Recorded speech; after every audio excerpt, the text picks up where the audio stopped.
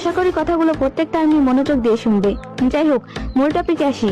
যেসব আর্মিরা তীরকে তাল বানিয়ে দিচ্ছ তাদেরকে বলছি, ভাই তোরা এটা কি শুরু করেছিস জিমিনকে নিয়ে?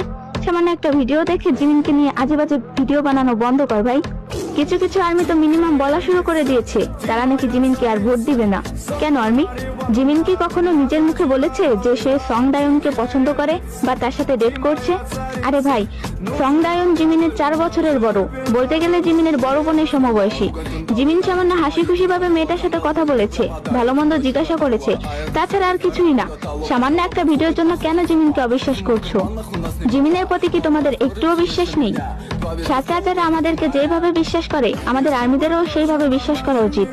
জিমিনকে নিয়ে এইসব গুজব মাথা থেকে ছেড়ে ফেলো এবং পুরো ফোকাস জিমিনের ভোটের দিকে দাও।